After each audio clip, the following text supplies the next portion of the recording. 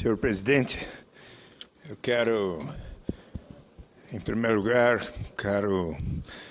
presidente Jorge Viana, ressaltar aqui o bom desempenho na avaliação do povo brasileiro que tem tido o governo da presidenta Dilma Rousseff.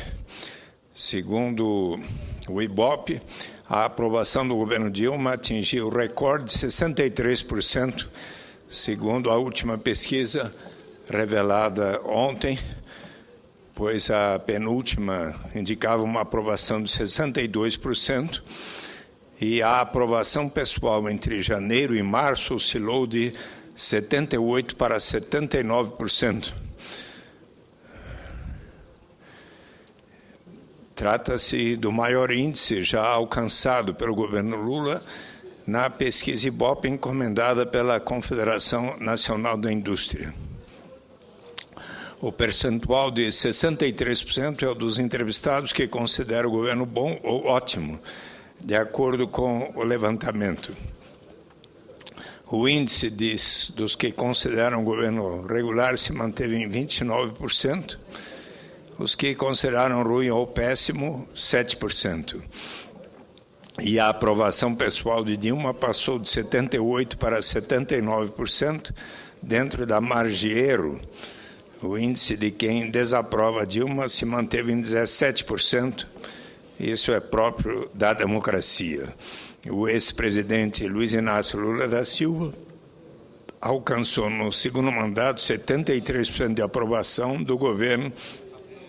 e 84% na avaliação pessoal. Eu quero aqui transmitir a minha renovada confiança na presidenta Dilma Rousseff pela maneira como vem conduzindo a sua gestão, e certamente ela que esteve nesses últimos 2 dias com o Papa Francisco, teve a oportunidade de ali dialogar com o Papa de uma maneira muito sensível para todos nós brasileiros,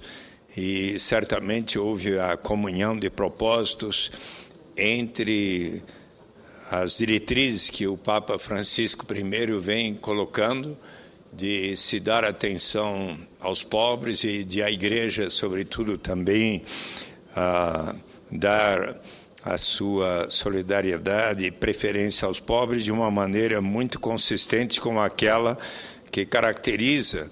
o governo da presidenta Dilma Rousseff, de erradicar a pobreza extrema, a pobreza absoluta, de promover os instrumentos de política econômica e social que possam significar a aplicação dos princípios de justiça. Mas hoje, senhor presidente, eu quero destacar a reunião havida ao final da manhã entre os prefeitos das capitais com os presidentes tanto do Senado Federal, senador Renan Calheiros e Henrique Eduardo Alves, ocasião em que o presidente da Frente Nacional dos Prefeitos, João Carlos Coser, e em nome dos prefeitos de todas as capitais brasileiras, das 27 unidades da federação, colocaram para os presidentes do Senado e da Câmara dos Deputados as suas principais reivindicações. Foi uma reunião altamente proveitosa, e aqui eu saliento os principais pontos reivindicados pelos prefeitos das capitais. Ao parabenizar Vossa Excelência pela oportuna iniciativa de nos colocar em Brasília para elegermos uma pauta federativa prioritária, registramos abaixo as principais reivindicações dos prefeitos das capitais sistematizadas por meio da Frente Nacional dos Prefeitos. destacamos que apoiamos as reivindicações apresentadas pelos governadores em reunião da Comissão de Assuntos Econômicos do Senado no último dia 18 de março. Estas são as prioridades para potencializar investimentos, zelar pelo equilíbrio fiscal e melhorar a qualidade de vida nas cidades. Para otimizar receitas e eficientizar despesas, primeiro, reduzir o custo da dívida dos municípios com a União, revisar as condições contratuais atuais, trocar o indexador, que hoje é o IGPI, mais 9%, somando 17% ao ano, para o IPCA mais juros de 2%, limitado à Selic, reduzir o limite do comprometimento das receitas com os pagamentos das dívidas em 4 pontos percentuais, hoje está em 13%, então diminuir até 9%, e recalcular os saldos devedores e dos resíduos dos contratos desde o início da vigência, utilizando a taxa Selic como teto mensal do encargo. Segundo, instituir programa de ajuste fiscal para municípios similarmente aos estados. A alteração da medida provisória 2185, hífen 35 de 2001, possibilitando aos municípios realizarem operações de crédito dentro dos parâmetros estabelecidos no programa de ajuste fiscal a ser firmado com a União, excepcionalizando, portanto, a aplicação dos limites de endividamento impostos pela medida provisória 2185, 35/2001 e pelo Senado Federal, as resoluções 40 e 43 de 2001. Ou seja, essa medida permitiria a isonomia de tratamento entre estados e municípios.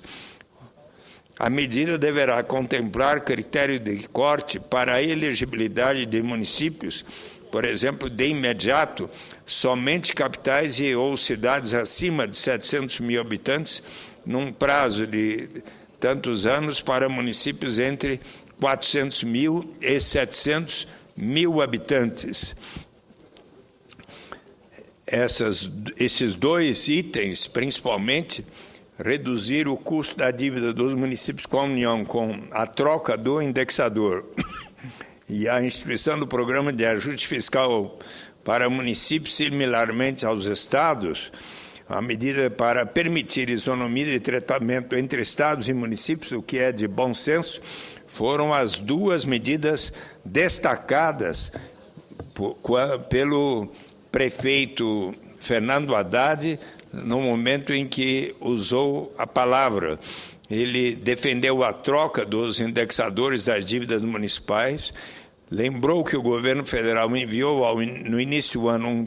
projeto de lei complementar com esse objetivo, o PLP 238/2013, que tramita na Câmara dos Deputados.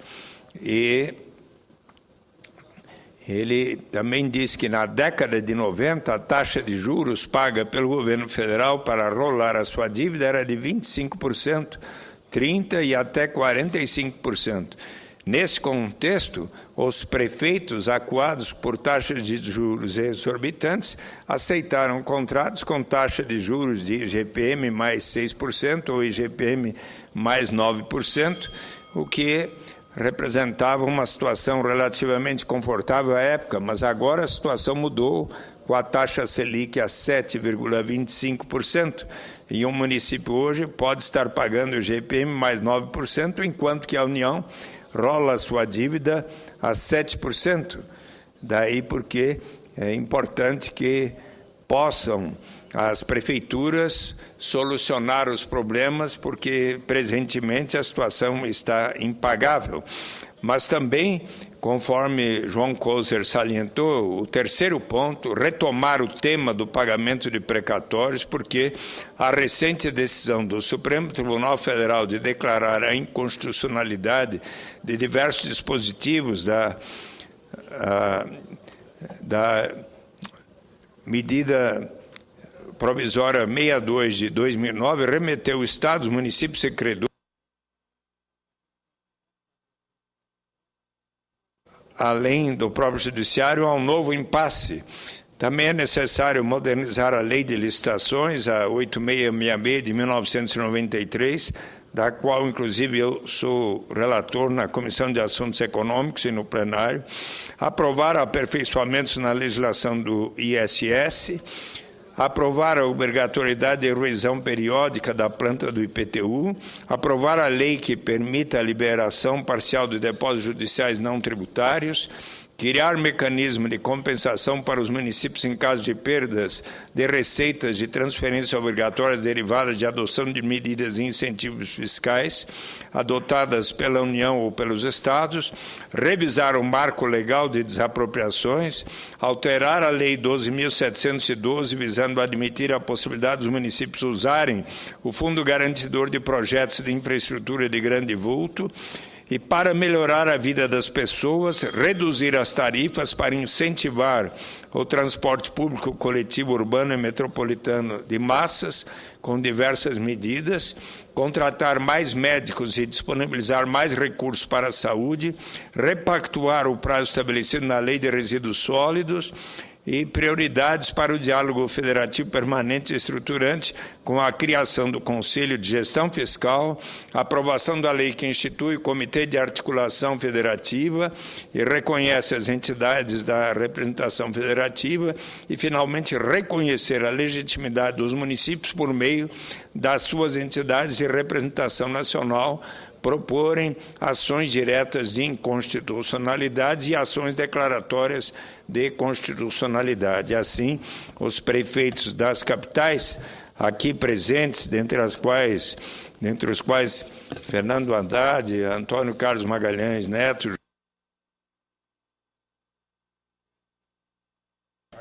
Mais um minuto para que Vossa Excelência possa concluir, senador. Assim, estiveram presentes e o presidente Renan Calheiros e o presidente Henrique Alves transmitiram a todos os prefeitos que consideram as propostas colocadas pelos prefeitos das capitais como muito consistentes e que o Congresso Nacional vai levá-las em consideração. Muito obrigado, senhora presidenta Vanessa Graziotin.